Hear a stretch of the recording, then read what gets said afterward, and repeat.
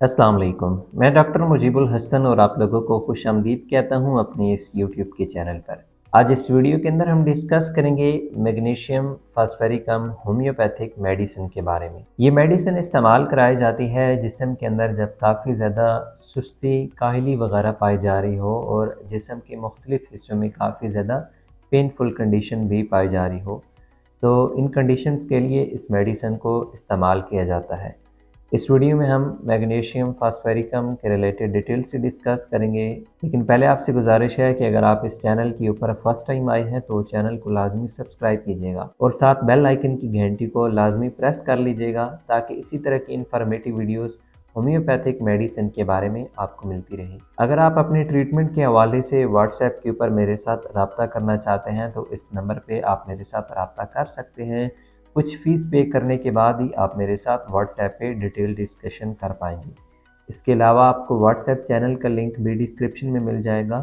तो homeopathic medicine के related updated रहने के लिए हमारे व्हाट्सएप चैनल को भी लाजमी फॉलो कर लीजिएगा। बॉडी पेन के लिए होम्योपैथी में काफ़ी ज़्यादा मेडिसिन मौजूद हैं, लेकिन इन मेडिसिन का जो इंतखाब है वो पेशेंट की मेंटली और फिज़िकली कंडीशंस को देखते हुए ही किया जाता है कि ये जो पेन बॉडी में महसूस हो रहा है इसकी काज़ क्या है। उसकी काज़ को देखते हुए ही फिर मेडिसिन को अप्लाई कराया जाता है। इसी तरह से मैग्नीशियम फास्फेरिकम जो होम्योपैथिक मेडिसिन है ये उन पेशेंट्स को दी जाती है या उन पेशेंट पर अप्लाई कराई जाती है जो कि मेंटली तौर पे काफ़ी ज़्यादा सुस्त या काहिल रहते हों। अब मैग्नीशियम फास्फेरिकम मेडिसिन का पेशेंट इतना ज़्यादा सुस्त होगा कि अगर आप इस पेशेंट को कहें कि 2+2 का आंसर दो तो वो इसके लिए भी कैलकुलेटर का सहारा लेगा। कई तरह के अफराद हम देखते हैं कि जो कि एक जगह के ऊपर बैठे रहेंगे। अगर उनको कहा जाए कि ये चीज़ आपने यहाँ से उठाकर जस्ट अपनी दूसरी तरफ रखनी है, तो वो इस काम को करने के लिए भी काफ़ी ज़्यादा खुद को थका हुआ महसूस कराएँगे या ज़ाहिर कराएँगे। तो इन तरह के अफ़राद में जब भी जिस्म में काफ़ी ज़्यादा पेन महसूस किया जा रहा हो, तो उसके लिए मैग्नीशियम फास्फेरिकम जो होम्योपैथिक मेडिसिन है, ये काफ़ी ज़्यादा करामद रहती है। मोस्टली जो इस किस्म के पेशेंट्स होते हैं, वो मेंटली तौर पे काफ़ी ज़्यादा एग्ज़ॉस्टेड रहते हैं। इसके अलावा इन पेशेंट्स की जो सोचने की सलाहियत होती है, वो काफ़ी ज़्यादा महदूद रहती है। ये अक्सर औक़ात जो भी काम शुरू करते हैं, थोड़ी देर के बाद इनको अपने जिस्म के अंदर शदीद किस्म की वीकनेस महसूस होती है। लेकिन ये जो वीकनेस होगी, इब्तिदा में मेंटली तौर पे ये ऐसे महसूस करेंगे और कुछ टाइम के बाद इन्हें अपनी बॉडी के जो मुख्तलिफ़ ऑर्गन्स होंगे, मुख्तलिफ़ अज़ा होंगे, उनके अंदर भी वीकनेस महसूस होने लग पड़ेगी। अब ये इसलिए होता है कि जैसे हम कहते हैं कि किसी भी सफ़र के लिए मेंटली तौर पर इंसान को मज़बूत होना चाहिए, स्ट्रांग होना चाहिए। इसी तरह से कोई भी काम करने से पहले इंसान को मेंटली तौर पे काफ़ी ज़्यादा स्ट्रांग होना चाहिए। अब हम डिस्कस करते हैं कि मैग्नीशियम फास्फेरिकम जो मेडिसिन है कि जिस्म के किन हिस्सों में या किन अज़ा में दर्द पाया जा रहा हो तो हम इसका इस्तेमाल करेंगे।